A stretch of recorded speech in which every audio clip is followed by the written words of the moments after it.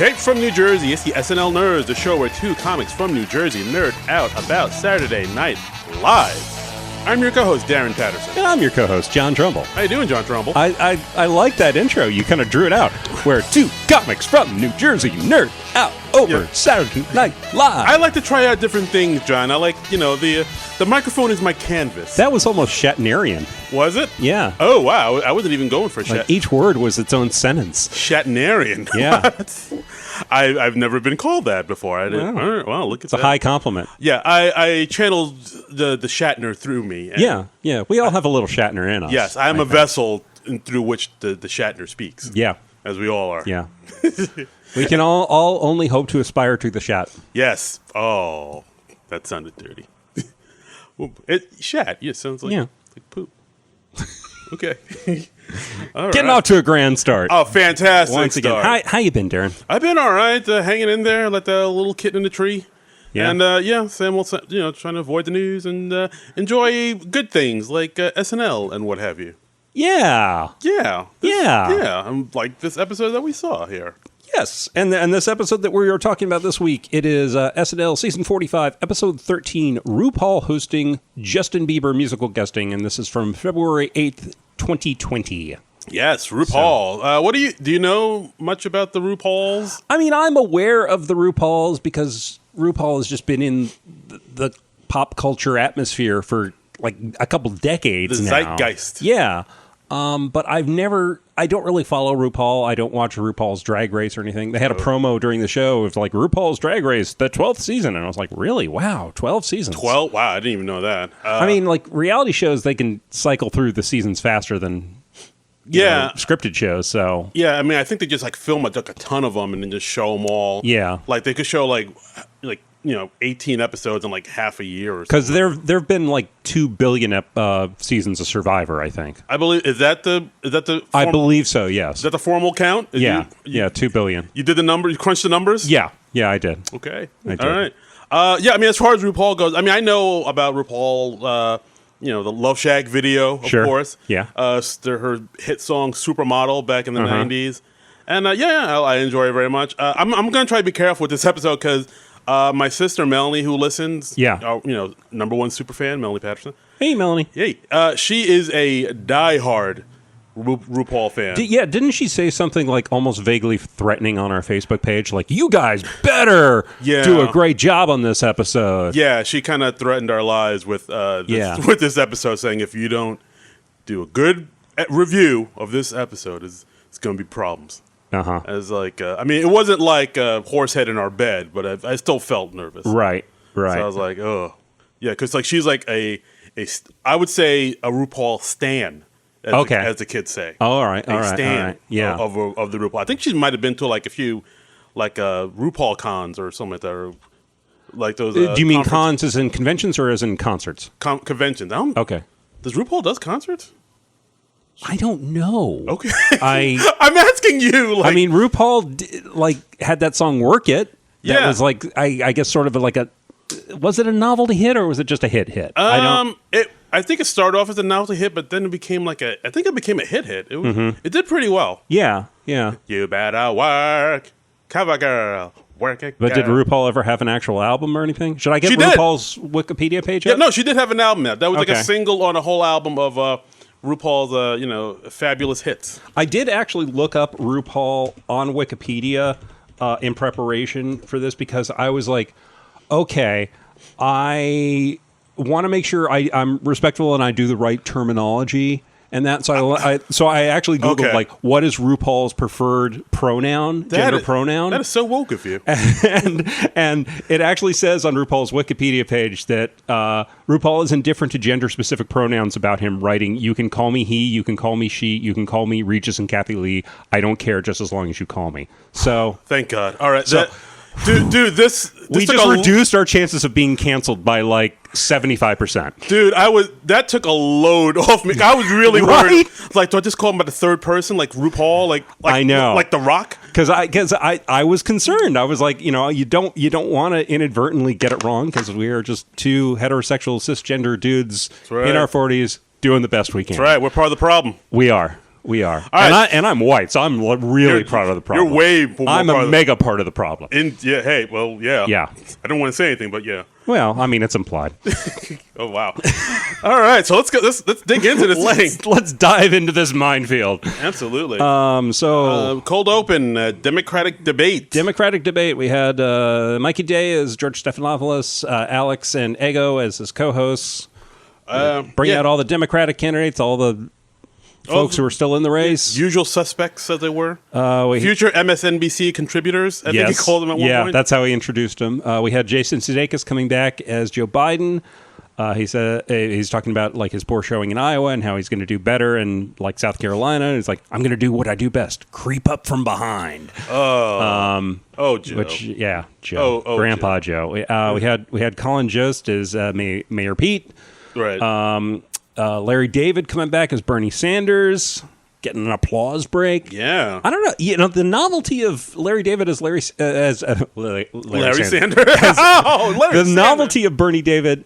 Are you all right? Am I having a stroke? Do you smell the novelty of Larry David as Bernie Sanders has not worn off yet. Okay. There you go. I'm still digging it. I do too. Yeah, I like him. It's fun to have him. You know, maybe I'd get sick of him if he was on every week, but I'm not sick of Larry David as Bernie yet. I think it's weird. Like I mean, when Alec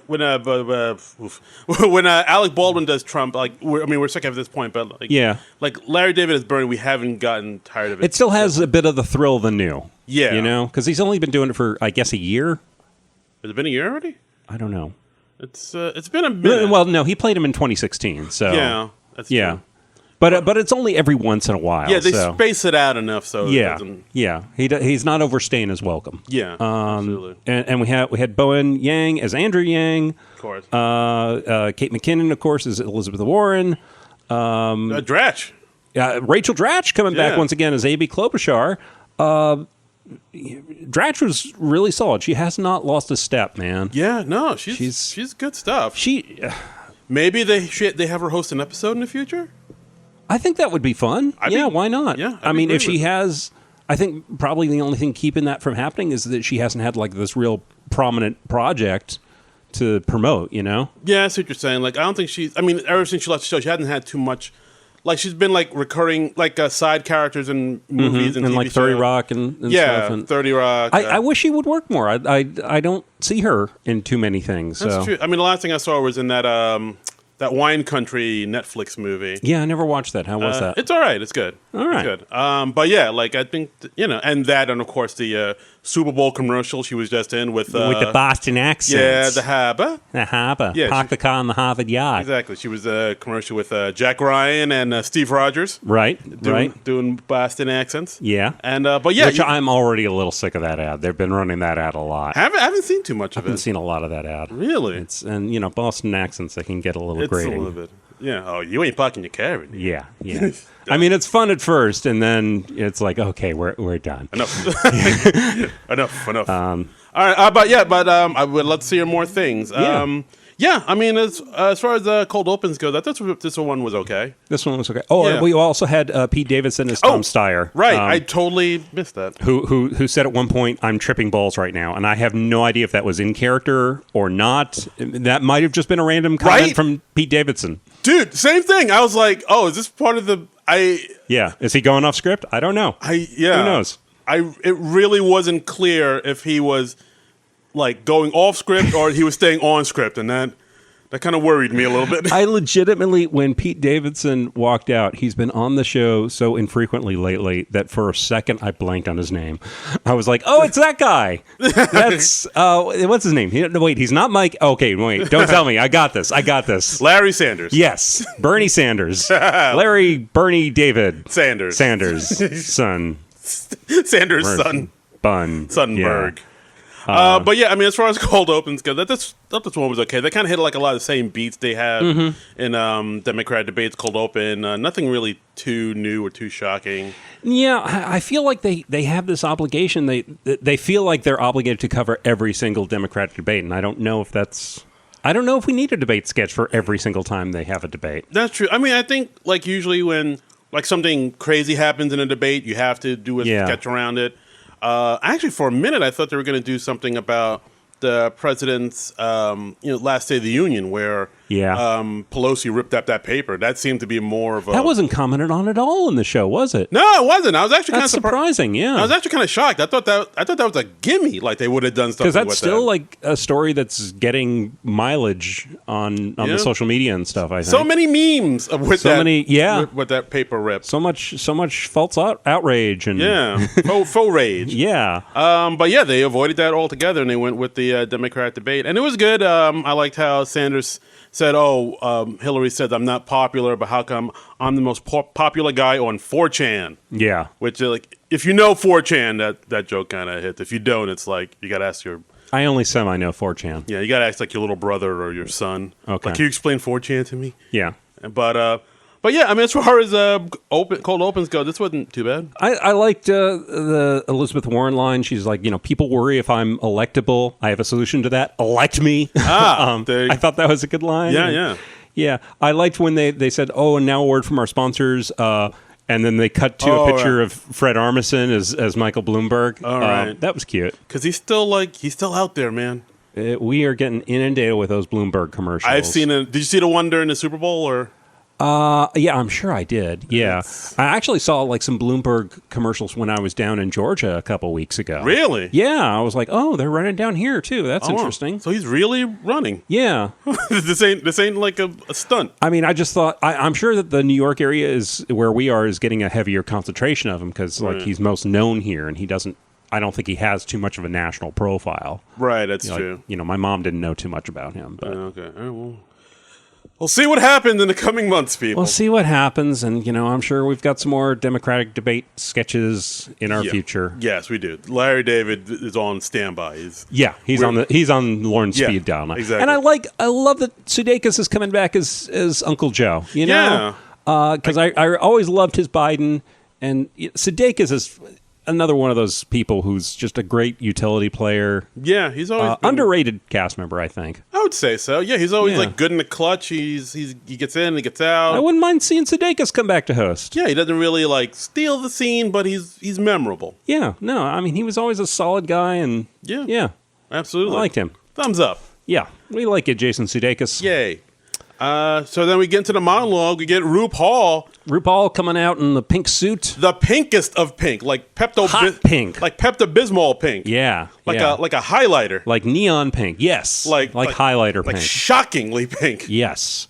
Were you disappointed that like RuPaul wasn't in drag in any of the live segments? Were you expecting that? Not really. I mean, I guess just because it would take too much to put him in. I don't know if they'd have enough time for that. Yeah. It would just take too long to like. I mean, I'm no expert on drag. I would guess that to get all in that outfit and made up, that could take upwards of 15 minutes. I don't think that's accurate. Really? Yeah, I'm going to go and say no. You think it takes less time? I think it's going to take a little bit more time than that. Huh. Like 15 minutes? Yeah, no, that's how long do you think it takes to get a woman or a woman to get ready? It takes. What am I trying to say? I don't know. And yet I still somehow understood that question.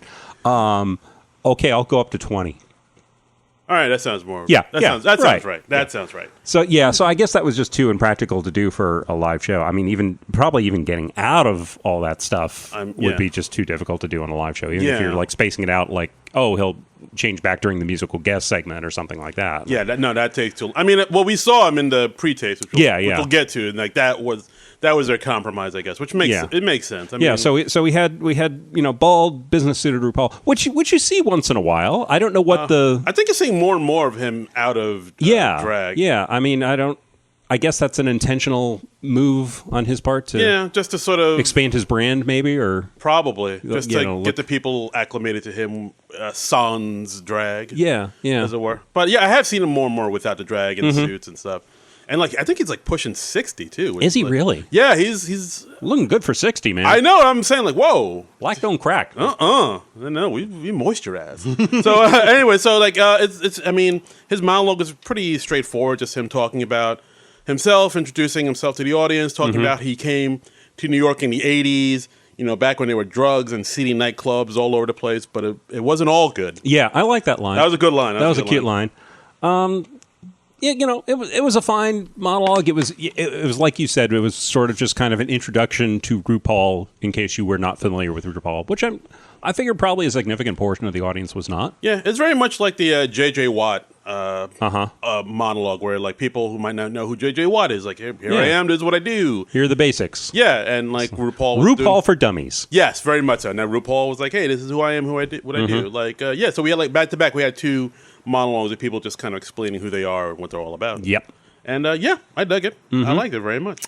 So next we had the first sketch, Welcome to the Neighborhood, which is some neighbors. They're playing charades, high stakes charades. Right. This one had Keenan, Ego, RuPaul, Chris Red, and Kyle, and a bunch of white people, that didn't especially matter to the sketch. No, I remember it was Heidi, Kyle, Beck, and I want to say Kate. Sure. It was Kate. Okay. And so Ru, Keenan, Red, and Ego, they're the Johnson family, and they're playing charades. And when it goes, like we see the white family, they play a quick round of charades, and then we go to the Johnson family, the black family, and they're talking all through charades and giving verbal clues. And the white family's like, oh, no, you're not supposed to talk while you do charades. And of course the black family's like, no, don't interrupt me while I'm doing it. I didn't interrupt you when you did it, so let me. And it was like them talking. Now, I guess I feel obligated to ask you, is this a black person thing? Is that I mean, because I was like, is this a stereotype that I'm not aware of? No, I don't. It's been a minute since I've played charades. I'm not gonna lie. Okay, but I don't know. I mean, it didn't feel like it was a stereotype. I'm aware of. Okay, I didn't hear about any of this at the meetings, but it was a weird sketch where they're like they were playing charades, but they're kind of playing their own version. Yeah, they're holding up 3 fingers and they're like, okay, this is 3 words, and it's a movie, and right, and they're like all but telling you what it is.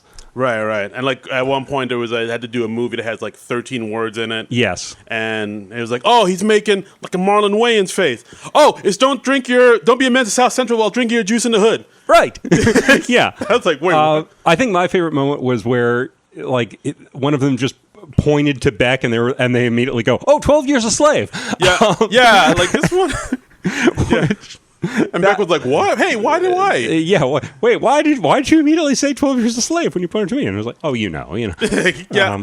I mean, this sketch was pretty interesting. Like, I was trying to follow it. It took me a while to sort of get into the rhythm of what they were doing. But like once I kind of found it, I was like, "Oh, okay, this is all right." Yeah. It was cute. I didn't mind this one. Yeah, same thing. It was like, I see what they're doing. This was a decent sketch. Yeah. Next, we had a pre-tape with RuPaul doing a photo shoot, and RuPaul's like, "Hey, I'm on the cover of Drag for like the 20 millionth time, and we need the next generation of drag performers. And how about that person?" And it's Pete Davidson's Chad. Yay! Another Chad sketch. Yeah. So we get RuPaul coaching Shad and drag, and Shad, wait till you hear this twist. He's relatively indifferent to stuff. Wait, what? Yeah, he's like, okay, and he's also like very ignorant of stuff. And he's like, oh, you're a man? Oh, okay, yeah. Wow. So this is a wild turn for this character. Chad. Roller coaster, man. Woo. Yeah. This was written by Streeter and Mikey. Okay. The combo duo. And yeah, I mean, if you've seen, I mean, I don't want to say if you've seen one Chad sketch, you've seen them all, but like I kind of. But no, that accurate. Okay. Yeah. Yeah. But it's pretty much hit the same beats. It's like RuPaul trying to teach Chad how to be a drag queen. At one point, RuPaul was puts him in a dress, and he had like those the fake chicken cutlet breasts in there, and then, I think it was more than that. It looked like a full prosthetic, but like silicone. I mean, I don't know how they did the whole engineering, but yeah, it looked like he had a chest. Yeah. Oh, yeah. I mean, yeah. So then, so he puts him in that, and then RuPaul says, "Oh, how do you feel?" Chad says, "Gay," and RuPaul's like, "Perfect." Yeah. That was funny. Yeah, honestly, my main reaction to this was like, holy crap, Pete Davidson has a ton of tattoos. I mean, because you see Davidson with his shirt off, and I knew his arms were pretty covered, but I didn't realize like his entire torso was basically covered in like tattoos. Adam Levine covered, like a high school desk. Yeah. Just covered in doodles. He looks like a New York subway car from the 1970s. Whoa. I mean, yeah. Just a lot of subway street tags and whatnot. Yeah, exactly. That was my main reaction. I mean, it's Chad. He's indifferent to everything. And that's the gag. And I went off on Chad the last time they did a Chad sketch. And yeah, I mean, they keep doing. Is there like a big clamoring for Chad? Do people? I can't see how, because I mean, guys, sound off in the Twitters. Yeah, let us know. I mean, because I don't. I mean, I kind of get Chad, but not really. I don't get the point of doing Chad this many times, going to this well this many times, because it's like, well, what more are you going to do with Chad? You can't really, by definition of the character. Yeah, he's just like a vapid kind of guy who just kind of, oh, okay, all right. Yeah. And it's indifferent. He giggles at words like fart and butt. So you're doing the same beats every time. And sometimes that does work for a sketch where you do the same beats, and it is funnier, but like sometimes it's just like kind of tedious. And just sometimes you're just repeating it. Yeah. And it's, But so that was Chad. I was kind of lukewarm on it. Yeah, I mean, I think that's the correct reaction.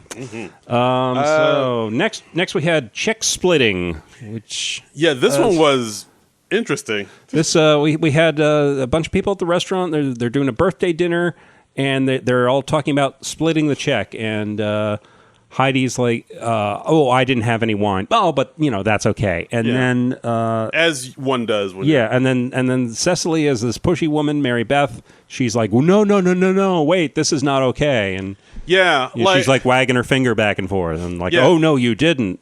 And RuPaul's like backing her up. Like, did you get what they were referencing in this sketch? No.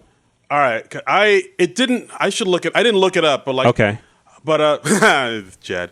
But like, you said okay. No, yeah. Like, all right, but because if you can remember a name, I can try and look something. All right, well, no, because like what happened is like when they were doing the sketch, I noticed that both of them were kind of RuPaul and Cecily were kind of dressed the same, like the big '80s curly hair and like the big kind of '80s suit shirt, right? And they were speaking like this, like kind of very. Like proper Southern diction. I thought Cecily's voice sounded not unlike her Susan Collins or her Judge Janine Pyro. It seemed like in the same family, It did, but like it had like a certain thing to it, and like halfway through the sketch, I was like, that kind of reminds me of something. And I only noticed because I saw like the commercial for it, like on like Nick at Night for a while. It's like this kind of reminds me of like Delta Burke in Designing Women. Are they doing like a Designing Women? Are they referencing that? Maybe. But then what happened was like RuPaul as they stormed out at the end of the sketch. RuPaul was like, "That's the time the lights went out in Georgia," right? And like that is exactly from the commercial that I saw when there was like a commercial for Designing Women. I think this whole sketch was like a big Designing Women reference. Yeah. Wow. I was like, that is so inside baseball. That is so specific. It's kind of a deep cut now because that is the deepest of deep cuts. I don't think too many people remember Designing Women. No, well. I watched some Designing Women back in the day. How is it? Like I never. It was fine. Okay. I mean, Jan Hooks was on in the later seasons. Oh yeah, that was good. Yeah, she came on. I was after like. They lost a couple cast members, and I don't even remember which cast members they left. Was Delta Burke one of the ones who left? Maybe. I know that. Maybe. Like Gene Smart was on it. Gene Smart was on it. And I think Jan Hooks maybe more or less replaced Gene Smart. Oh, okay. Because, Gene Smart was one of the people who left. And somebody else. Annie Potts was on it. All right. Janine Melnitz from my staff. And who was the main... person. I can picture her, and I'm blanking on her name. She played Delta Burke's sister, and she had dark hair. Oh, this is all right. We're googling this. Well, we're going down the Designing Women rabbit hole. I did not expect the show to go this direction. All right, let's see. Wasn't she also on the later episode, The Different Strokes? That woman. She married Phil Dixie Drummond. Carter. Yes, Dixie she Carter. did play Mr. Drummond's wife. Bam, nailed it. And then they had another actress who played Mr. Drummond's wife. I can't remember which one was first.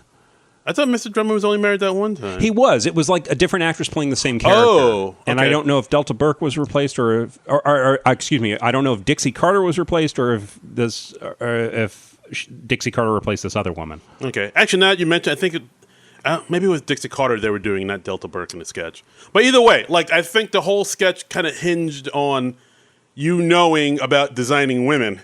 Uh-huh. And like that's what they were referencing. Right. So that's I mean, I never seen this. Julia Duffy and Jan Hooks replaced Delta Burke and Jean Smart for season 6. Aha. But Duffy was not brought back for the 7th and final season, and she was replaced by Judith Ivey. Interesting. Wow. Wow. So much turnover on the designing women set. I know. What's going on with these women designing here? I don't know, but it ran from September 29th, 1986 till May 24th, 1993, producing 7 seasons and 163 episodes. I haven't seen any of them. I mean, I watched some of it back in the 80s, I remember. I mean, I was too busy watching dope shit like Night Court and Mr. Belvedere. Yeah.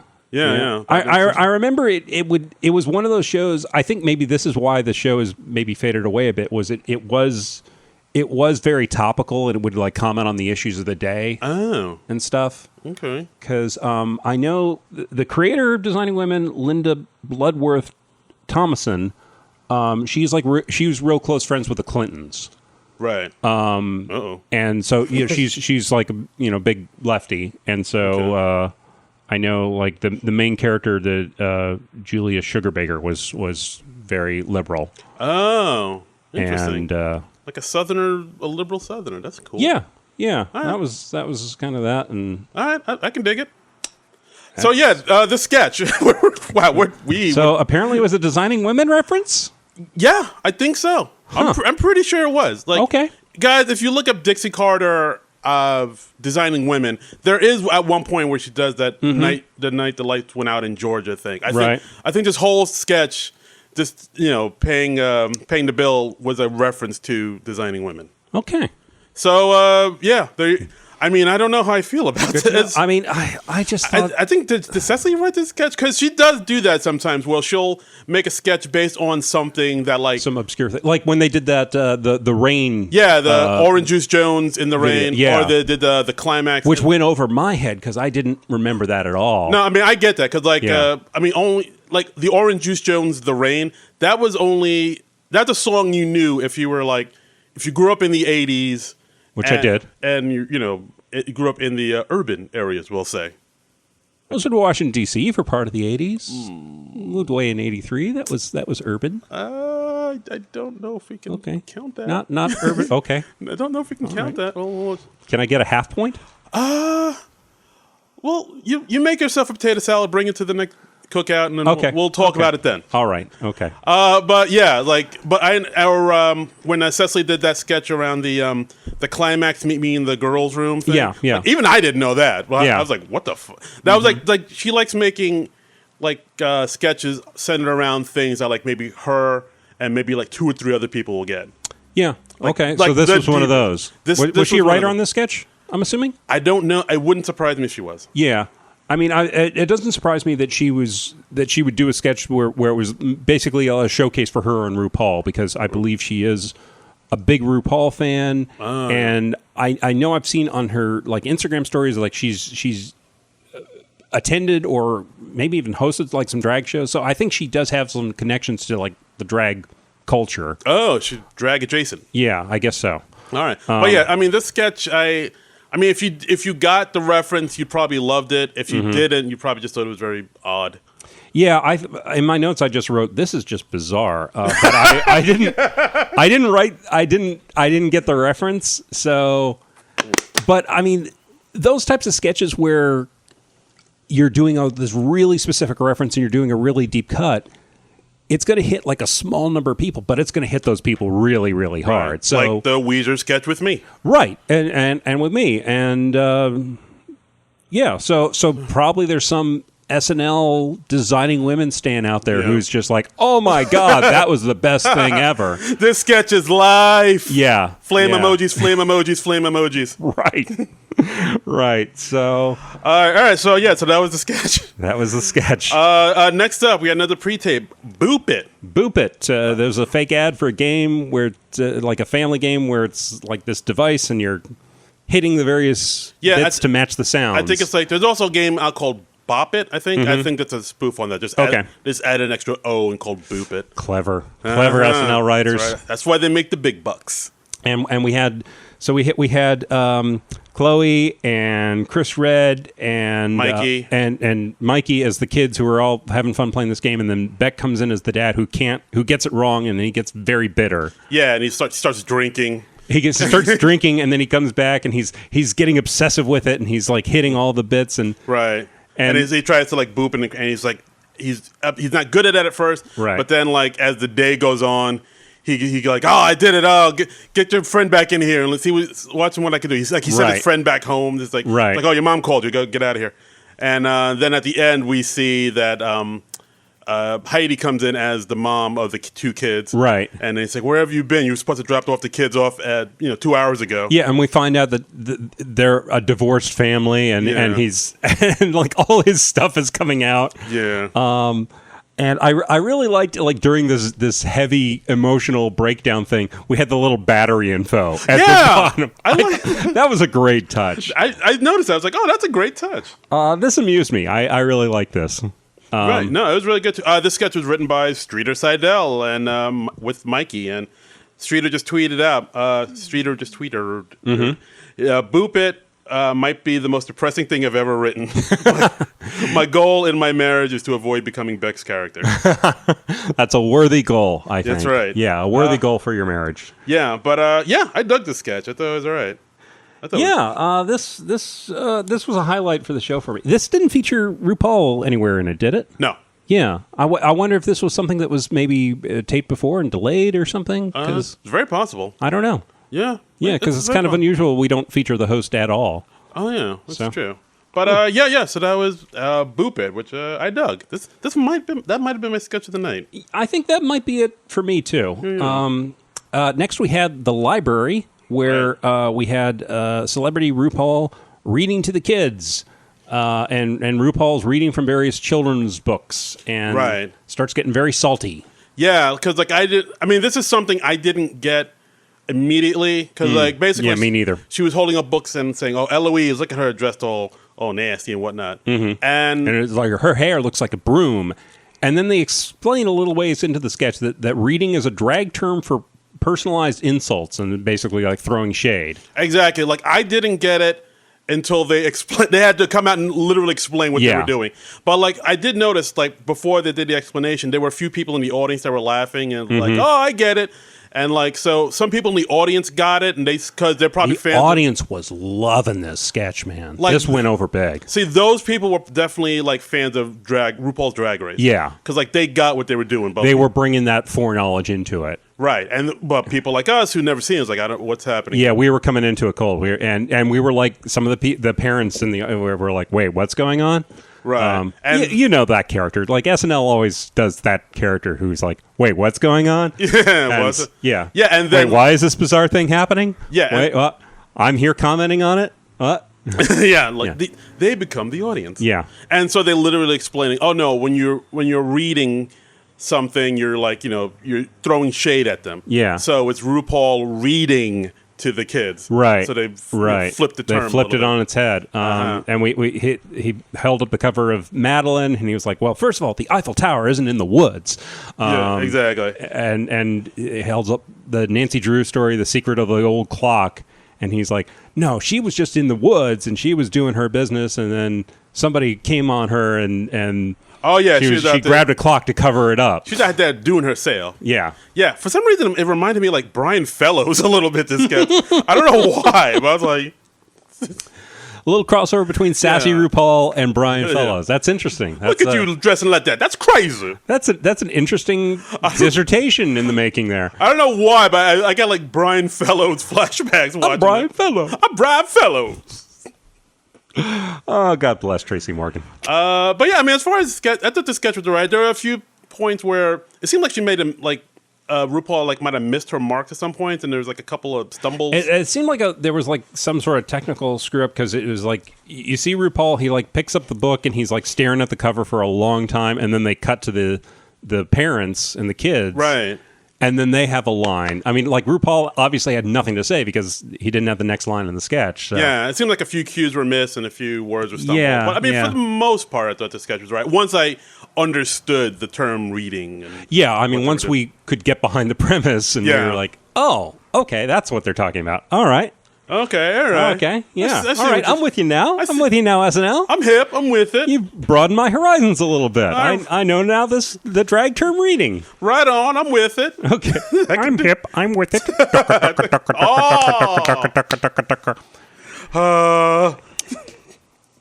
Maybe we should do an Austin Powers movie. Ooh. You know, the new James Bond movie's coming up not too long, in a couple months. We should cover the Austin Powers. We could. Yeah. I mean, Will Ferrell wasn't the first one. Let's put a pin in that. Yeah. Ooh, that's what we call a teaser. That's a little idea I had just now. Right. So next we had our musical guest, Mr. Justin Bieber. Yes. Who, first of all, has a mustache. Yeah, let's talk about that. Let's unpack this mustache. I think we actually got a tweet about that, too. Did we really? Okay, let's hear it. Wait. Because honestly, I could spend like 5 minutes just talking about Justin Bieber's mustache. Yeah, Ruby the Rube. Oh, okay. What up with Bieber's mustache? Yeah. What up with it, indeed? We agree. What up, Ruby? What up with that? What up with Justin Bieber's mustache? It's like almost. Would you say it's a porn stash? It's like it makes him look kind of sleazy. It's almost it's almost John Waters, but a little bit thicker. Not as well trimmed as like an Errol Flynn or a John Waters. I don't know who I could compare it to. It was I got more of a like he's it's a little more. It seemed a little more Trailer Park.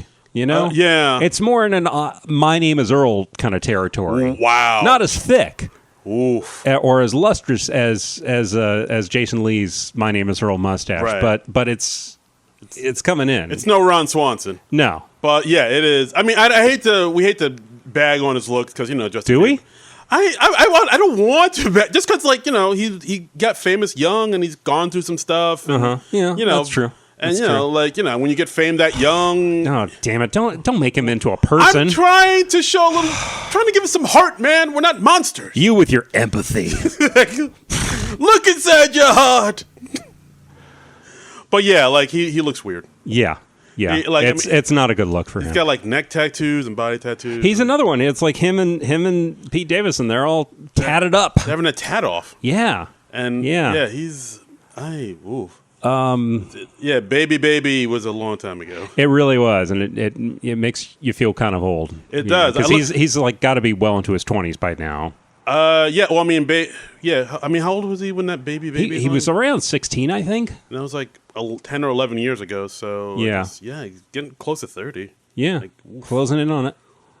Woo! So he did a song called "Yummy," and he performed in like this green box, and I thought when they did the teaser, because he's in a green box and he's wearing green pants, I thought we're gonna do some green screen effects. Yeah, I thought that too. I thought we were gonna do some like Prince Raspberry Beret stuff. Ooh. You know? Oh man, that's the dream. That's the dream. Yeah. But yeah. But no, I mean, it starts out he's there with like a bunch of stringed instruments. He's got like 3 people playing like guitar, upright bass, and cello. A cello, yeah. And then they go away, and like the dancers come in, and then they just dance with shadows in the back. It was a neat visual because they're kind of uplit, and so you're seeing their shadows. You're seeing multiple shadows in the green box, and it was a really neat visual. Yeah, visually nice. But yeah, the fact that it was green and his pants were green, I really thought I thought they're going to do some like some like you said, like some green screen. But but not the case. No.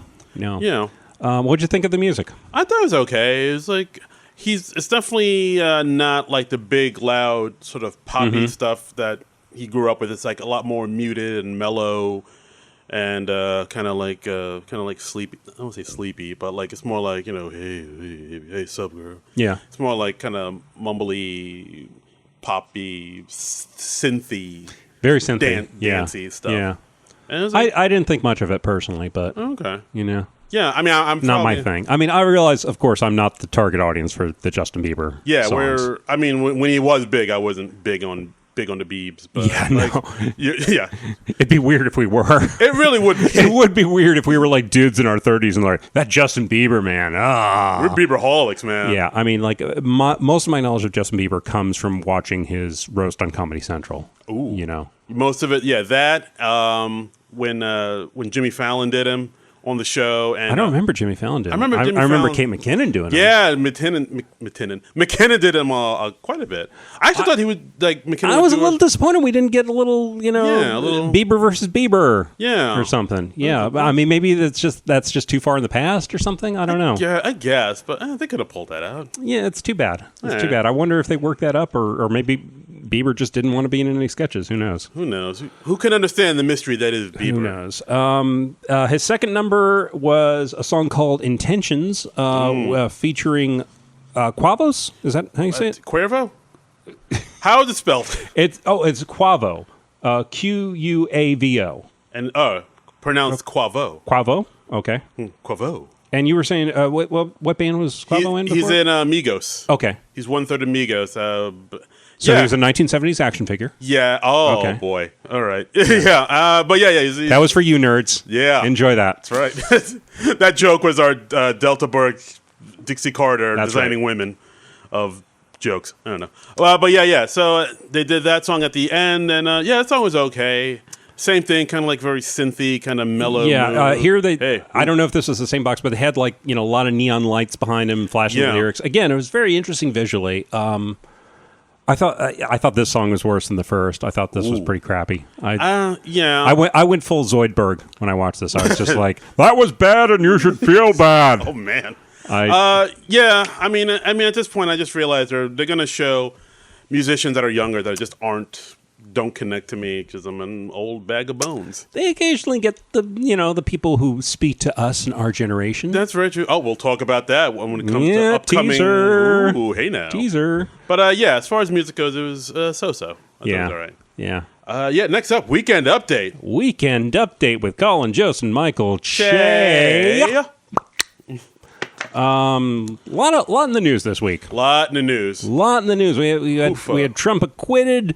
Mitt Romney voting not to acquit, right, or to convict, to convict. He's like the lone survivor. Yeah, Trump going after Romney and firing then, people. The State of the Union and him saying insane things. He gave Rush Limbaugh a presidential Medal of Freedom, which how fucked up is that?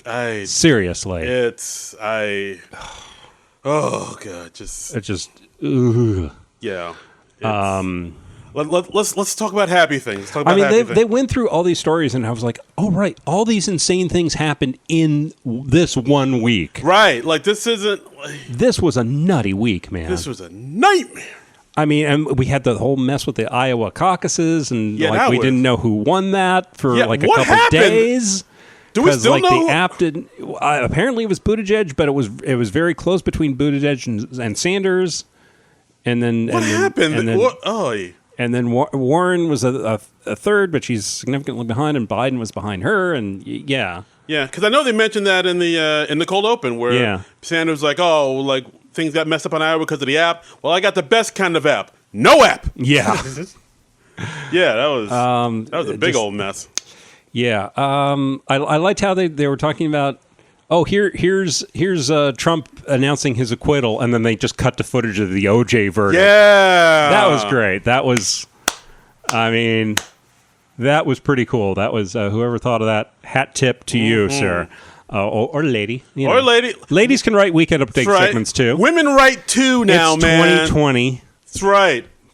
Yeah, we're living in a science fiction paradise where women can write comedy too. Yeah. Yes. Okay. Yeah. We've all been to like the stand-up shows where it's like, our next comic's a lady. Hold on, guys. Don't leave just yet. Yeah. Give it a minute. Hold on. Yeah. She's funny. And, And then they always talk about like how she looks rather than like her being funny. Yeah. That's a thing that like a lot of female comics are like. Yeah. I saw a Facebook thread complaining about that this week. It's just like next one, she's the lady and Hachi Wachi. Don't do that. Don't do that. It's creepy. Legs up to her face. Yeah. Mamma mia. We don't care. Yeah. Yeah, okay, you want to have sex with that female comic, but keep that to yourself. Yeah. The female comic doesn't want to hear that. The audience certainly doesn't want to hear that. Yeah. And plus, you don't do that to the male comics. You don't be like, oh, the next comic is the dude, and man, his pecs are popping. Wouldn't it be kind of cool to like attend a comedy show where the host literally just talked about how much he wanted to fuck every comic? Every single comic on the bill. Women and men equally. It just talked about how sexually attractive he found everyone. That is the one that I could get behind. The next comic coming up, his buttocks, you can bounce a quarter. His butt is so taut. Oh! What I would do to him. Bite into it like a peach in summer. I would enjoy that. Oh, God. That's somebody's idea. If you want to run with that, guys, run with it. Yeah, please. Let's just do the sexual harassment comedy show. Oh, my God. Wait, what were we talking about?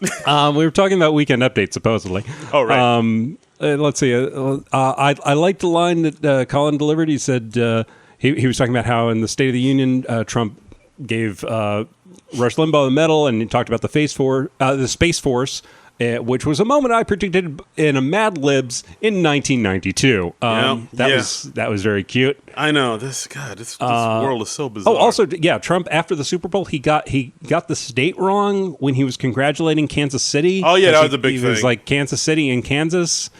No, Kansas City is in Missouri. Although there is a Kansas City in Kansas, but the Kansas City Chiefs, are from Kansas City in Missouri. It'd be nice if the president knew that, but whatever. Fake news. It's Obama's fault and la-di-da. And they also showed some clips of like some Trump speeches this week where he like mispronounced the word sanctuary and he screwed up the United States. I really think he's like losing the marbles. Yeah, probably. It's scary, man. It's. Oh, God. All right, let's have happy thoughts. We just got to get to November. We just got to get to and then next January. We just got to make it through another year of this. Less than a year. That's right. And take my hand. We'll make it. I swear. All right. All right. Got to Wilson Phillips this shit. Hold on for one more day. Oh wow, we went from Jovi to Phillips. We did. We're going 80s. Let's say back to Weekend Update. I liked Jay had a really nice line. He was like, "Well, say what you will about Rush Limbaugh," and that was it. I was just like, that was brilliant. That was yeah. Jay had some good. There was one line where Jay mentioned Donald Trump has the blood type of hamburger. His blood type is hamburger grease or something. Oh yeah. He was like, this person, the colonel that Trump fired this week, Vindman. Yes. He has a Purple Heart, and Trump also has a Purple Heart because of his diet. Yeah. Blood type is hamburger grease. Yes. I don't know. It's hamburger grease is a funny word. Yeah. But yeah, some solid jokes in this. This Weekend Update. And then we had Chloe Fineman coming on, doing a segment about talking about the Oscars, which are happening today for us, but yesterday for you people. That's right. I mean, weren't those you Oscars? People? You listeners. Oh, okay. You fine listeners. You fine people listening to this podcast right now. All right, I'll allow it. How about those Oscars, huh? Oh, my God. Can you believe when insert name here? Yeah. Won for Best Actor? Yeah. And when Brad Pitt won Best Supporting Actor? Oh. I mean, come on, let's be real. It's going to be Brad Pitt. Yeah. It looks, I'd be surprised if it wasn't. Yeah. You heard it here first. Ooh, wow. That's our heart prediction, and you'll know if we're right tomorrow. All right, guys, take that to FanDuel. Yeah, that's right. Put down good money on that. But Chloe Fineman, she did a nice segment. She was talking about how steering wheel acting and just doing impressions. It's when a broken woman is finally alone in her car and she just lets it all go, and she's like half laughing, half crying. Right.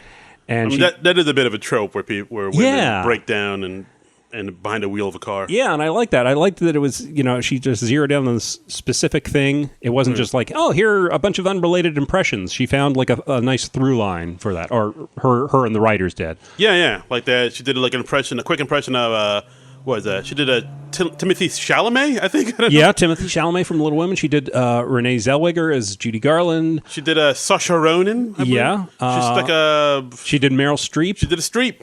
And then she segued into teacup acting, and she did a ScarJo impression from Marriage Story, right? Where she's like sort of pinching her lips and doing a very recognizable Scarlett Johansson impression, right? And she just goes, "Do you feel like you're at home, Colin?" and then it just cuts to a 2-shot of her and Colin, and he's like, I even know she mouthed the words, "Oh, I'm sorry." Yeah. And that was very amusing. I really enjoy. I enjoy it when they're like ribbing Colin, and Colin just has to sit there and take it. I enjoy any and all Joe's jabs. Yeah, but I mean, I thought Joe's jabs. But I thought this was great, like giving like a new cast member like this big platform to sort of show her impressions. But really nice showcase for Chloe, because she's really good with impressions, and she hasn't had too many opportunities to really strut her stuff on the show yet. So this was a good segment. Yeah, for her. I mean, she's had pops here and there. I mean, she showed her Michelle Williamson impression like early on in the season. But yeah, for the most part, this is like where she kind of got to shine a little bit. Yeah. My only thing is, I kind of really wish that they did this, but for Melissa. Like, they haven't really. I mean, Melissa's gotten like her parts on Weekend Update and whatnot. But like, I wish there was like a part where they did something exactly like this for her, where just like, here's some impressions I do, blah blah blah. Yeah, or figure out like a sketch that Chloe and Melissa could do together, where they just run through tons of impressions or something like that. I would welcome that very muchly. Yeah, they both need a little more in the show, because I mean, they're the future of the show. Yeah, very true. Yeah, I do like how in this season, like, they've gotten the new people. They've gotten a lot of chances to shine so far. Yeah, like, more so than usual. Yeah, like Eggo's gotten some good screen time. Chloe's gotten some good screen time. Bowen. Yeah, like the new people are really getting a chance to sort of show what they can do. And I would like to see a little more with like Chloe and Eggo and Melissa as well. I mean, I feel like they're still like a little underserved, but that'll come with time, I'm sure. Yeah, fair enough. And Heidi as well. Oh yeah, Heidi's kind of newish too. So yeah, well, no, because she's been like it's like her second year, I think. Third. Third? Oh my god! I'm pretty sure it's like a third or so. Wow. Okay. Justin Gardner, tweet at us. Let us know. Yeah. Correct us on that, please. Yeah. Next up, we got Kathy Ann, played by Cecily Strong, the birthday girl, because it was her birthday yesterday on the show, and this was like a reference to that, and it totally went over my head. Yeah, because Michael Che says, "Oh, hey, Kathy Ann, I heard it's your birthday today," and she's like, "Yeah, I'm 21," and Kathy Ann is made up to look like a middle-aged lady. Yeah, and he's like, "Oh, you." That's quite a 21. Yeah, it's hard. That's a Bieber 21. Oh, yeah. What? We were making fun of his mustache for like 10 minutes. This is true. I'm just hedging our bets. I see. But yeah, Kathy Ann is a lady who screams outside Che's window. Yeah. She kind of slurs her words like, hey, Michael Che. Yeah. Like a kind of a weird, like Liza Minnelli-ish. SNL likes its white trash ladies who lose their pants a lot. Who doesn't? This. I mean, there's like a certain crossover between Mrs. Rafferty and Kathy Ann, I think. Yeah. Mrs. Rafferty is from the alien abduction sketches that Kate McKinnon plays. Yeah, people, they like their train wrecks of a women. Yeah. This is a fun character. This was all right. I thought a bit of a come down after Chloe Fineman's great thing, but yeah, I'll give you that. Yeah, but still, like, I mean, Cecily Strong's always a strong performer, and like she lives up to her name. Oh yeah, always gives it her all. Yeah, I dug it. Yeah, yep, absolutely. Next up, we got some Thirsty Cops, guys. Thirsty Cops. This is revisiting a sketch they did last year. I think it was, when right? Seth Meyers hosted. Okay. And I remember, like, the first time they did this sketch, it had a little controversy because they were identified as Baltimore police officers, and like the real Baltimore PD was like pushing back at that, and they were like, "Oh, our police officers are very professional." And I don't even remember that. Yeah, it was a story for a hot minute. Oh, all right. Yeah. All right, but so it's just RuPaul, dressed as a man cop. Yeah. And Eggo as a lady cop. They pull over Pete Date. Yeah. And they go. He was texting while driving. Right, and of course, it's just them kind of playfully sexually harassing him. Yeah, I liked. They were like, "Oh, so where are you going? Are you headed straight, or is your journey more fluid?" Because they're trying to feel Pete out and figure out like which one of them Pete might be more interested in. Yeah, because RuPaul, he's like black ice. You won't see me coming. And they were asking him like, "Oh, is this like a DUI or more of a DTF situation?" This was all right. Yeah, I mean, it pretty much hit the same beats as the last one, and it's just basically like a lot of... We just exchanged out Leslie Jones for RuPaul. Yeah, and just like tons and tons of sexual innuendo. Yeah, I like that they're still Baltimore cops. They didn't become fictional cops from some... Yeah, they just make some other town up or something. No. Or, I mean, why does it have to be Baltimore? Everyone knows Baltimore has the horniest cops. I mean, come on. Come on. Is that what they're known for? That's a thing, yeah. They're known for crab cakes and horny cops? Absolutely. Those are the two big Baltimore things. All right. Yep. I did not know that. Crab cakes, Edgar Allan Poe, horny cops. Look them up on Wikipedia. It's on their crest. Yes. If you look at it. It's on the flag. It's their city flag. It's just a cop humping Edgar Allan Poe. It's really weird. While eating crab cakes. While eating a crab cake. Yes. Tweet at us, Baltimore residents. Oh, boy. Yeah, so, I mean, as far as sketches go, I thought it was okay. It was okay. I didn't feel like it really rose above the level of okay. And honestly, I would have rather had, like, Dyke and Fats. Ooh. You know? Yeah, that would have been... Yeah, they haven't done that in a while. They haven't. They didn't, I want to see Kate McKinnon in 80 with the Chicago accents. Yeah. You don't get to use that word. You don't use those words. Those are our words. Yeah, well... You don't get that, but we do get Kate and 80 in the final sketch of the night. Old New York show. Yeah. With Madge and Dickie. Mm-hmm. And they lived through 1994, and I didn't get this. This just went totally over my head. Honestly, when I saw this, it kind of reminded me of Oh Hello. That thing that Nick Kroll and Mulaney do. Yeah. It seemed like a female reboot of that. So it just seemed like maybe I could see that. It's like a sketch of, these people, like old New Yorkers, like from like the Upper West Side, and like shop at Zabar's, and they're like part of the theater of New York, and they lament the old New York and whatnot. I mean, this sketch was... did not work for me. You know how... We've talked about this before, like how sometimes like Kate and 80 will do a sketch that's like just for them, that they're pleased with. Yeah. This seemed like that sketch. Yeah, it seemed like something that like really amused them in the office. Right. And it just was... I just thought it was really self-indulgent, and it didn't really work. Right. I mean, sometimes it works. Like, they like you said, Dykes and Fats. They seem to like really like that, but that translates better to the audience than something like this. Where I mean, I think it's fine to have a sketch that arises out of an in-joke or something like that, but it's got to translate to the broader audience, I think. Right. I mean, this was just it just felt very inside, Yeah. I mean, and that does happen. Like sometimes when we'll have two cast members who really like working with each other and making each other laugh, and like the sketch will be a little bit more about them having a good time. But like Eddie Murphy and Joe Piscopo, or Horatio Sands and Jimmy Fallon, or I don't know who else. Sandler and Farley, like stuff like that, like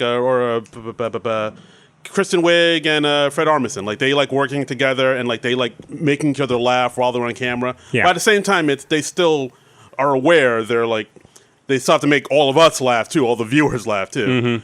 But I mean, with something like this, the old New York show, it seemed like more kind of like a lot of inside New York jokes and just making them laugh. Yeah, I just thought this one was dire. Yeah, I mean, even when RuPaul came in as like, I guess he was like as one of their ex-husbands who's an unemployed shoe critic, and I thought RuPaul that might have been the best performance RuPaul did. Like he seemed to be really game for it. But yeah, and then he asked at the end, "Oh, can I crash here because my apartment has been a CVS for the past 5 years?" I like that line. Yeah, that's a good line. There's a couple good lines in here and there in that last sketch, but yeah, like you said, for the most part, it just seemed like a sketch to please Katie and 80. Yeah, and I was like, I don't know if this is working. Yeah, it did not.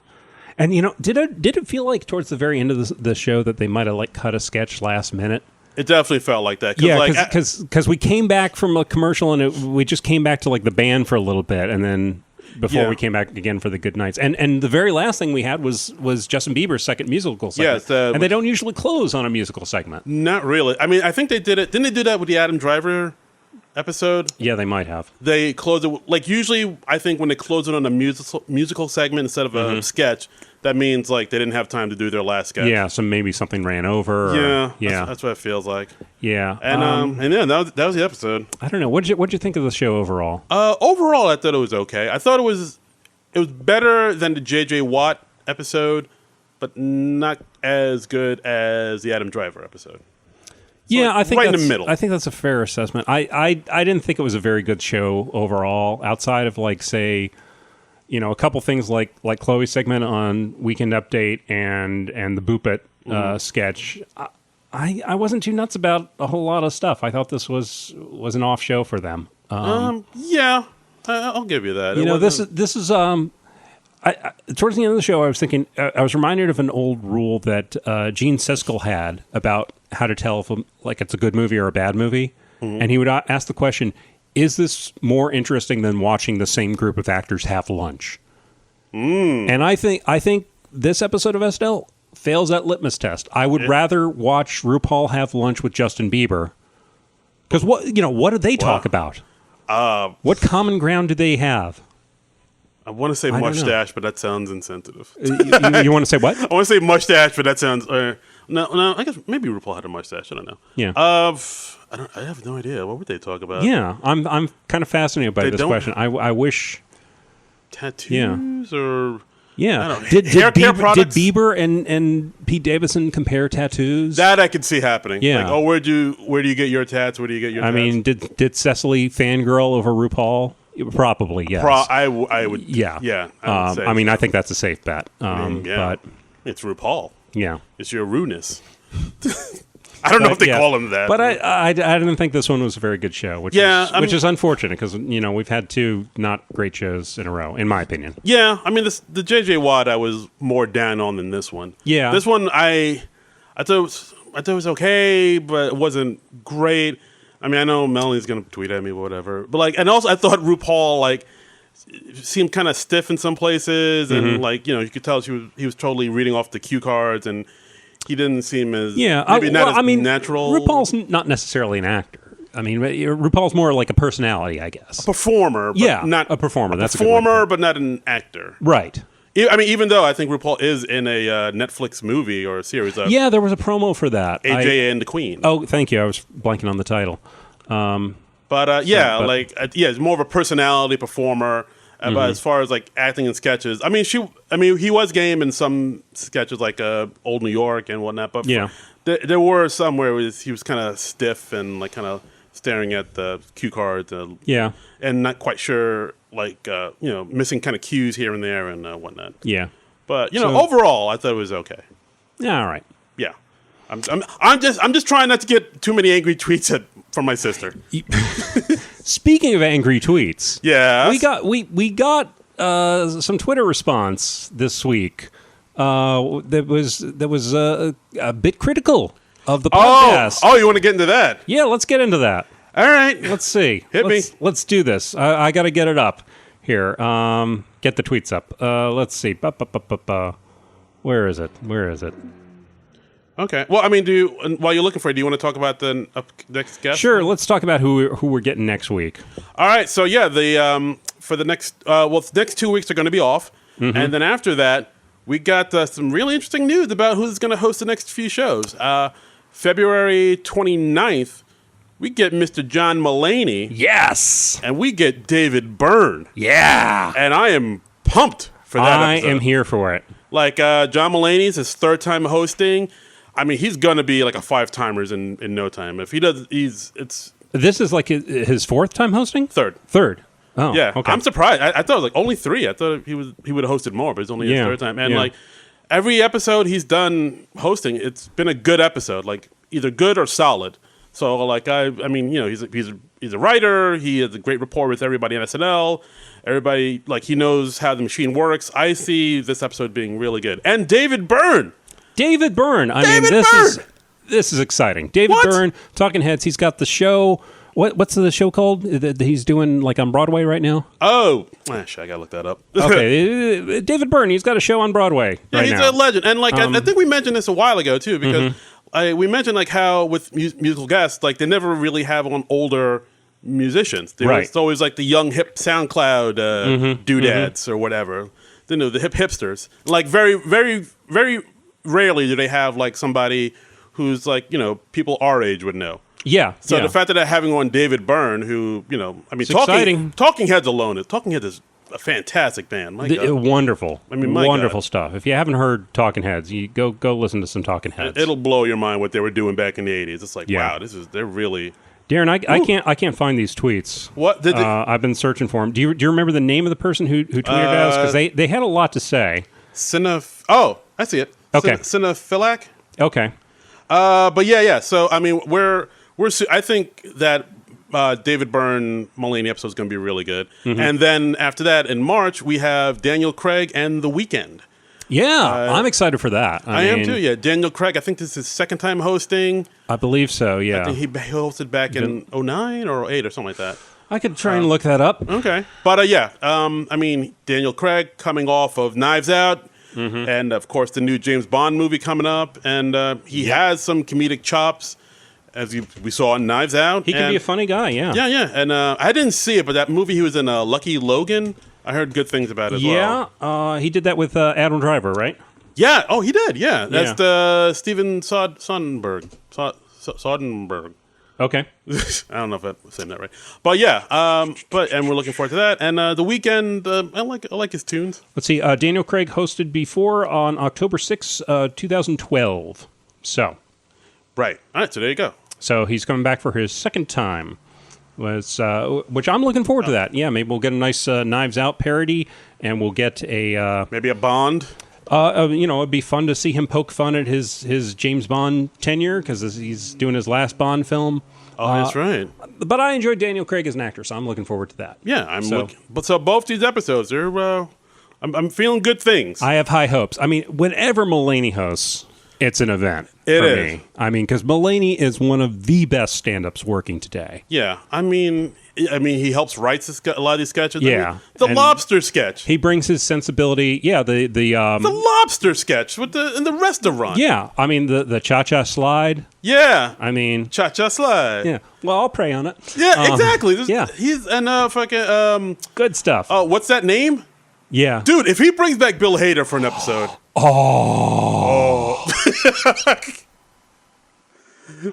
all right? Yeah, I'm okay. That's just exciting. I hadn't considered that possibility. Sounds like a climax. Yeah, I know. I'm not saying I did. I'm not saying I didn't. Oh boy. Okay. But either way, next two episodes, we're very happy. Either way, so we got a little feedback on Twitter from Cinephiliac about the J.J. Watt episode. Let's see. They say, I generally appreciate that you are tougher on the show than another SNL podcast I can think of. Ooh. And we don't know which one they mean because there are a few others out there. And we love them all. We're all brothers in arms. Yes. Even that person I've muted on Twitter. Oh, Jesus Christ. Let's see. And Cinephiliac goes on. And most of the time I agree with your criticisms, but I was really shocked by your comments this week. I thought the opening stretch of the show was among the best in years. The monologue was fine, but the cold open and the Frozen 2-bit were really stellar, in my opinion. And I have been one of those who has wished they would stop having Alec Baldwin on as Trump. But that was the first time in memory that it worked. The Hunter Biden rant was absolute genius. Then the way they kept wondering about the black guy living in rural Norway in 1840 had me in stitches, as did the carrot penis. I just enjoy that sentence. As did the carrot penis. I just wanted to repeat that. I'm glad you at least enjoyed Robbie, because I was also dying during that one. Just an inspired stretch aside from the so-so monologue. Darren, in particular, was relentlessly negative. Was I? I've been noticing this more and more. He doesn't always go on an all-out negative rant, but even when a sketch really hits, John will say how funny it was, and Darren will say it was all right. Darren, do you like the show at all? And this is in parentheses. Admittedly, the rest of the show was pretty meh, but I listen to you guys as I go, And I had to comment after those first few sketches, and you're saying it was generally a weak opening to the show. Maybe you guys had seen the whole show at that point and had some recency bias. I don't know. I mean, I will say that I thought that the J.J. Watt episode was a bad one. Yeah, this tweet knocked me for a loop. I was very surprised to read this. You brought this to my attention. I was like, what? Oh, I haven't seen that. And I looked that up. I think I was most surprised by him saying, or her saying, I don't know which gender you are. Yeah. I was most surprised by this person saying that you were more negative than me. I think I usually go a little more negative than you. I'm the likable one. What the hell? Yeah. Everybody loves me. I'm filled with hate. I'm the good and cop. bitterness. And, you're doom and gloom. I'm sunshine and rainbows. Exactly. That is our brand. Yeah. And also, dude, like when you say, oh, does he even like SNL? If I didn't like SNL, why would I do an hour-long podcast about SNL? Right. Like, well, maybe you're incredibly masochistic. I ain't. I also just thought it was weird that you saying something was all right is apparently a negative comment. That's not good. Yeah, all right is generally positive. I mean, even if you're like, oh, that was all right, that's like more indifferent than anything. Yeah, it's like all right negative in some circles. I don't know. I mean, dude, I don't know. I actually went back and looked at the sketches. Like, there's just something I missed because, like, from what I remember, the general consensus was those sketches weren't great. Yeah. Like, I looked online and people were like, "Oh yeah, that it was all right. The Frozen sketch was all right." And I went back and watched it, and I thought it was okay. Like, I don't know what. Maybe I'm missing something that he's seeing. Yeah. Maybe obviously. I mean, well, comedy, it's subjective by its nature. Not everything is going to work for every single person. Yeah. I mean, true. I think we proved that. We proved that both in our opinions on the show and in the comedy that we put out there. Absolutely. I mean, not everything we do on this podcast works. Well, yeah, that's true. But once in a while we have a designing women thing that's just gold. Yeah, gold, Jerry, gold. But I mean, I'm sorry you feel that way, Cinephiliac. But I don't great know. handle, by the way. Yeah. But I mean, I don't know, agree to disagree here. Like, I thought, I'll watch it. Maybe I'll watch it a third time and see exactly what you picked up on. I'll try to see what you picked up on, and I didn't. But I was like, it's just not hitting me. But it happens, like like I said in the podcast, I'm not a huge fan of Kyle Mooney's stuff. But like there are people out there who love Kyle Mooney. Mooney's very hit and miss with me. Yeah, there are people who love Pete Davidson, and I'm like, he's kind of hit and miss with me. So Leslie Jones never really worked for me. Yeah, and there are people that love Leslie Jones. So like, I don't know what to tell you, man. Yeah, I mean, and we're big Kate McKinnon and Cecily Strong stands. Yeah, exactly. So like, I don't know what to tell you. Like it just everybody's going to like different things, and it's a variety show, and I like that they make an effort to do all sorts of different types of comedy and stuff like that. Yeah, and I don't expect to love every sketch going in to any episode of SNL. I think that's an unrealistic expectation. Yeah, you can't please everybody. It's going to be a hit and miss show by its nature. Absolutely. I mean, so I mean, but I think we should always give our honest opinion, because like if we love everything, then it doesn't really mean anything, in my opinion. Yeah, it's just like, what are we doing here? So if I dislike something, I'm going to be honest about disliking it. Be true to yourself. And I do think that the last 2 episodes of the show were kind of weak. And if I remember correctly, I think I didn't like the Adam Driver episode as much as you did. I thought you thought it was okay. Yeah. I think you said it was all right, which of course means you hated it. Yeah, apparently, yeah. But yeah, I mean, Adam Driver episode I thought was okay. But yeah, the last 2 episodes, this episode and the RuPaul, were leaning towards the weaker side, I think. I would agree with that. Yeah. But I think they're going to turn it around with John Mulaney. I think they always do a strong show when John Mulaney is there. Expectations are high for that Mulaney show. Yeah, I mean, because he's a great writer. Yeah, and he's a really good performer too. Yeah, and if nothing else, we're going to get to hear like some 5 minutes of John Mulaney stand-up, and that's always great. And David Byrne. I mean, come on. I mean, that's Mamma Mia. I have high expectations for that. That's going to be really cool. It's going to be a doozy. That's going to be cool. So, did we have any other Twitter stuff to cover? Any other questions, feedback, or anything that we got? I don't believe so. Okay. Well, let me. And anything about this last episode? No, I think we hit all the points I wanted to hit. Okay. Somebody did tweet at us. Oh yeah, Dcrum at Gcrum4. I said, "Love the pod. Why are we only seeing a few cast members getting sketches on? I.e., where is Heidi, Kyle, etc." Well, I think the show is always going to be kind of hit and miss by its nature. I thought we didn't see too much of Keenan in this episode, honestly. We saw Keenan briefly during the Democratic debate, and then he was in the charade sketch, and then I don't think we saw him again. Did we? Huh? Or was he in the thing with the check, splitting the check? No, that was Chris okay. and Heidi, 80, and Kyle. Yeah. Okay. And Cecily. But yeah. Wow, yeah, I guess it was a light Keenan episode. I didn't even realize that. Yeah, I didn't realize that until after the show. I was like, hey, a little light for Keenan. That's unusual for the show. They usually service him pretty well. Yeah, absolutely. And here's something I found out online. The people at SNL and Review, they tweeted this picture of... apparently, RuPaul was on SNL years ago because, it shows him. Oh, like a cameo or something? I don't know because, it shows him this picture of him back in the '90s where he's on stage with Charles Barkley, Muggsy Bogues, and Kurt Cobain. Oh, that group again. Yeah, remember? Do you remember that episode? I do not. If I did not. Okay, I love in this picture that there are two red arrows pointing to RuPaul, as if we would look at this picture and not know which one RuPaul was. RuPaul is the 6-foot-tall drag queen, and that's not Kurt Cobain in the shocking red dress and platinum wig. So, to avoid confusion. No, I didn't know that, but yeah, I got a kick out of that. What did RuPaul and Kurt Cobain talk about? Oh, same thing as Justin Bieber, of course. I don't know. Did RuPaul have a conversation with Charles Barkley? What? These are the things I want to know. I want to see them all at lunch eating, tuna sandwiches. Yeah, I just want to see them in the 30 Rock commissary. Just even if it's just awkward silences of them searching for some common ground. Yeah, so I think that would be entertaining. So it's really cold out there tonight, right? Yeah. Wow.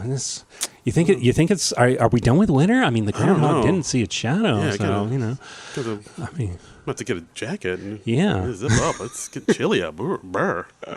But I think that's about it for SNL. We had a little news we forgot to cover last week. Cecily Strong. It was her birthday yesterday, as we said. She also. The news broke last week. She is doing a new musical comedy series for Apple TV. Hey, now. It doesn't have a title yet. It was created by the writers behind the Despicable Me movies. It says the series is set in a fictional world where everyone acts like they live in a 1940s Hollywood musical and can only leave once they find true love. So that's cool. It's neat that she'll have a showcase. According to Deadline, Cecily is in the last year of her contract on SNL. She's been on it since 2012.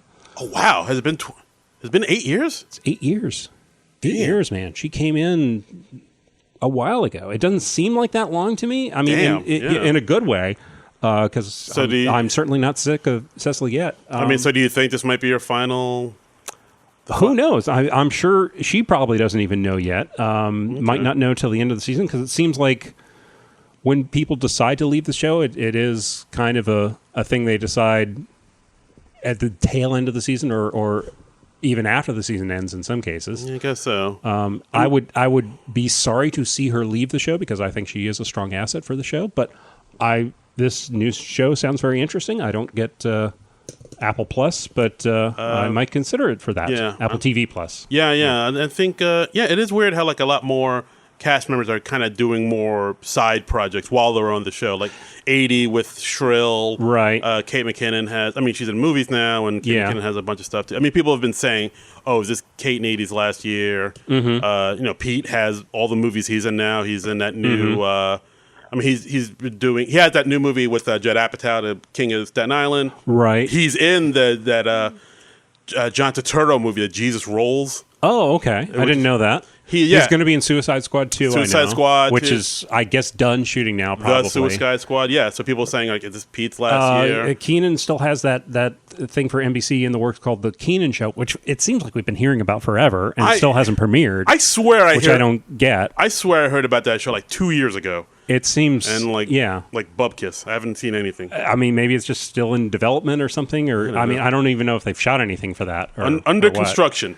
Yeah, who knows? Yeah, we'll see. So, but yeah, I mean, if all these people go, it'll be a bummer. But I mean, we totally understand. They've all been there for a long time now, like 5+ years, and you know, like we've always said, it's time for new blood. New people need to shine and showcase and make the show new and fresh. Yeah, I mean that's the beauty of the show in a way, is just how it just cycles through the people. Yeah, and yeah, some people leave longer, or they leave sooner than you would want them to. Some people stay way longer than you would want them to. I'm not going to name any names. Okay. At the moment, you can probably guess the names I'm thinking of, but what up with that? Yeah. I do miss What Up With That, though. Yeah, I wouldn't. Whenever Keenan leaves, if that day ever comes, I would like to see a return of What Up With That. Like an hour-long What Up With That. The whole show is just What Up With That. That would be ambitious. That would be something. Just put it out there, SNL writers. The entire hour and a half show. I don't know if I would like that or not, but that would be interesting to say. All right. Oh, yeah. It would probably like start out funny, then cycle through to unfunny, and then circle back around to funny again. Circle of life. Yeah. But yes, and that's the episode, guys. And next week, as we said before, they have the week off. So we were thinking about... was it next week? I thought it was John Mulaney next week. No, he's not until the 29th. Oh, right. Okay. I was just thinking of that as the next episode, and so I was so excited about that. Oh, man, I gotta wait. You gotta wait 2 weeks, man. I gotta wait 2 weeks for my John Mulaney fix. It'll be here before you know. Oh, man. boy. Watch the old episodes. Yeah, okay. That'll get you through. Yeah. It's like a nice little placebo. Yeah, there we go. Here you go. So what are we going to do next week, then? Well, next week we were thinking, we could do another movie. And since it is an election year, and next week is President's Day weekend, we can do a political SNL movie. But what political movie has a connection to SNL? I don't know. I'm coming up blank. Well, John Trumbull, how about a little film called Bob Roberts? Bob Roberts. Bob Roberts. Interesting. Yeah. Bob Roberts was a 1992 film written and directed by Tim Robbins. Right, yeah, it's a very small film. And kind of originated in an SNL sketch. We can get into more in depth than that next week. Right. Yeah, like I remember I saw it years ago, and like I really liked it, but like it was also kind of creepy, like how like, oh wow, this is how politics kind of works. It's interesting. So if you don't know the movie, he's a folk singing Republican senatorial candidate, and it's a mockumentary. Right, like following him around on the campaign trail, like Spinal Tap style. Yeah, but not as overtly humorous, but interesting film. It's like comedy drama, and he's a man who's not above like mudslinging, but he does it behind the guise of being moral and folksy and just a down home country boy. Interesting film. So we're gonna get into that next week. Yeah. With Bob Roberts. So please join us for that. Yes, please do. And if you want to follow me on the Instagram or the Twitters, you can follow me at Darren Credible, at DARIN Credible. And you can follow me on the Twitters or the Instagrams at Trumbull Comic, TRUMBULL Comic. And you can follow the show at SNL Nerds Show. We're also on Facebook at SNL Nerds. Yeah, and check out the website, Non-Productive.com. Check out our podcast there. Check out the other podcasts on the Non-Productive website. Got Adventures in Collecting, the Honeymooners podcast, and just scores and scores of fine audio entertainment for you and yours. Yep. All right, so I think that's our show for this week. So until next week, Nerds out! This has been a Non-Productive Media presentation. Executive producer, Frank Hablawi. This program and many others like it on the Non-Productive Network is distributed under a Creative Commons Attribution Non-Commercial No Derivatives license. Please share it, but ask before trying to change it or sell it. For more information, visit non-productive.com.